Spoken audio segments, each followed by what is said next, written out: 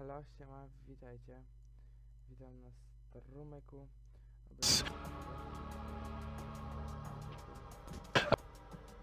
Thanks tonight. Sobie oglądajcie. That's an interesting round, actually. That's a round where I would love to go back and watch that sort of in slow motion to see sort of how FaZe allowed Liquid in this 3v2 where FaZe are the ones controlling the choke points to get into a position where they can win the 2v3, you know, pushing through these choke points. That was a pretty great effort from Liquid, but you have to wonder exactly what was it that went wrong there for FaZe. But as we move forwards, this is still a great opportunity for FaZe. Their economy has been absolutely ruined by some good efforts of Liquid previously. But now is FaZe's opportunity to potentially reset Liquid's economy. What's cool for the CT side as well is that they are changing their setup every round. Previously they had 2 around the balloon area and 1 in connect, so now they've got Nitro around the balloon area, JDM and Delige coming up long. But they haven't seen anything just yet. You see Olaf Meister's passive position. JDM's got his knife out. He assumed that no one was around A. They assumed it might be a fast B, and that's cost them dearly. And this is interesting, like sometimes when you see a CT push like that early, it is a cue for the Ts to just run into the B-bomb site, because you know that they're only going to be 2 their maximum, and you can get like maybe a 4 versus 2, 4 versus 1 with the, you know, how the nades fall and isolate the players on the site. But you can see the FaZe realize and respect that they weren't quite in the optimal position for that, so they're going to play the 4v4 out, which is really a great choice as well. And we see Nico do this so many times, trying to edge his way into an opening there as the rest of his teammates move in from Monster, and that is a beautiful way to get into a bomb site there. FaZe very gradual, very slow. Good timing though from every player. That's the team play that has really brought FaZe so far in these tournaments. That smoke is so deep from Nico, and that really crushes whatever chance there was from Liquid to try and go for this, especially with the smoke up top as well. Elige spotted. That will keep FaZe on the bomb site for maybe longer than they would have been, although Rain will get other information hunting for Elige, knows he's gone already. So FaZe can try to save these weapons. Money might be tight for the T side, so they definitely need to. But look, going back to earlier on in the round where you saw JDM just running with his knife out, you do wonder if there are nerves on Team Liquid. They know what it means to lose this round after winning only round number 6 so far, and then getting reset, and that might make them cut corners and just start charging down for a flank, expecting a fast play in towards B. Didn't happen, and put them at an early disadvantage despite the trade. 6-1 now. Some money, some weapons were saved. No buy around them, but by no means will it be ideal. It will be quite curious to see how Liquid decide to try and bounce back into this one. This is one of the reasons why Overpass is such a cool map, because you can sort of talk endlessly about all the different setups the CTs can run, all the freedom they have, how they can pressure the map, how they can take so much map control very early on and play with the Ts from that sense. So Liquid is not in a position where they are lacking options, and you can see they'll take sewers aggressively here. I love that play. Now the question is, how do they want to play off of this? Some teams give it up immediately, but it can be so valuable just to hold the center of the map in this way, because you can get so much information, you can block off rotations, you can cheat a player from the B defense to reinforce A. Having sewers gives you so much, and then also the impetus is on the T side to say, hey, we realize you've got this bit of map control, we should retake this before we actually show our hand and tell you exactly which site we're going to commit to.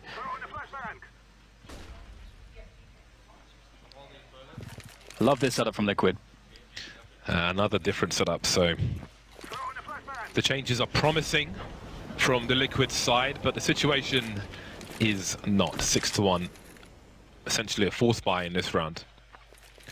And FaZe are playing the numbers game. They don't really know what is going on, but the trade kills will tell them should they be successful.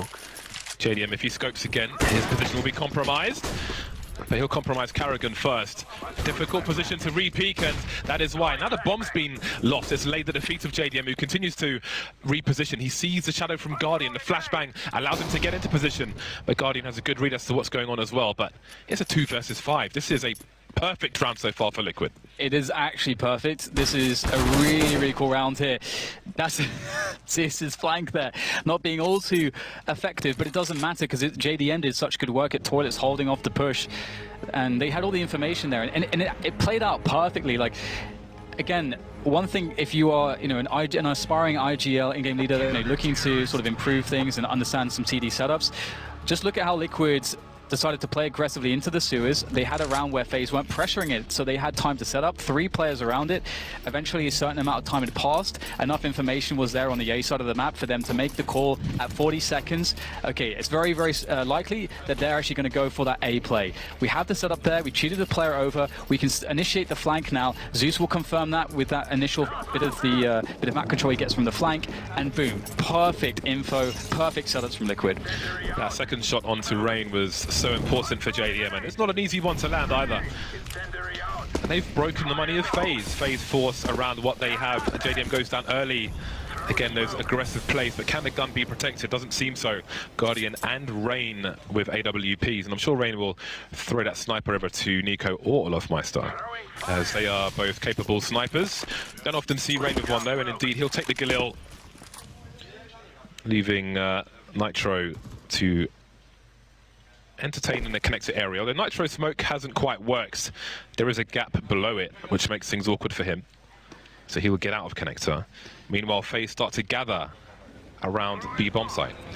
And again, you can see, we saw this setup earlier, Nico is always going to be the man coming in from short. Sometimes he just does it and lurks there alone and gets entries to sites and can win the round by himself, but he has a lot of help. Rain is there to take down Zeus. Nico will go down, but we can see the setup there, the spacing from FaZe, able to trade out easily thanks to Olofmeister, and now the bomb is down. A 3v2 again, but this time we should expect FaZe to actually come out with a W. It's so unlikely. Surely Liquid can't get something going here. Nitro's got one flash, and that better be the best flash of all time, because he's got an MP9. That range absolutely sucks. Elijah's got to do big work here. 2 players now moving around the pillar position, but they don't know that. They've got to check everywhere else. Have they seen both players now? Elijah with an angle, but not the frag. Nitro's got an upgrade, but he's running out of time. He doesn't have a kit either. He's peppering these players, finishes one off, but Rain is there to trade. Ooh. Liquid get reset again. He almost had time for the spray transfer onto Rain, who would have died in 1 bullet if it hit Rain in the stomach or something like that. He would have just died. That's actually insane. That was so close. And again, a 2v3 where FaZe had a great setup on the site. So that bodes well for Liquid, that they're able to, in those scenarios, do so well. But ultimately, it's about the rounds, and they've only got 2 of those. So now we can see 2 CZs. This is like the half-buy situation, the Scout, well actually no, sorry, the Force situation due to the reset. And we've got the Scout, FAMAS, 1 M4. It is not ideal. Yeah, I don't think Liquid can really take much solace in anything from that round, because their situation is dire. It's like having a block of butter, Dad, with no knife.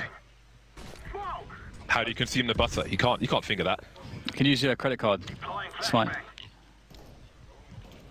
You're not supposed to solve the metaphor that I'm trying to put on the table there. But thank you.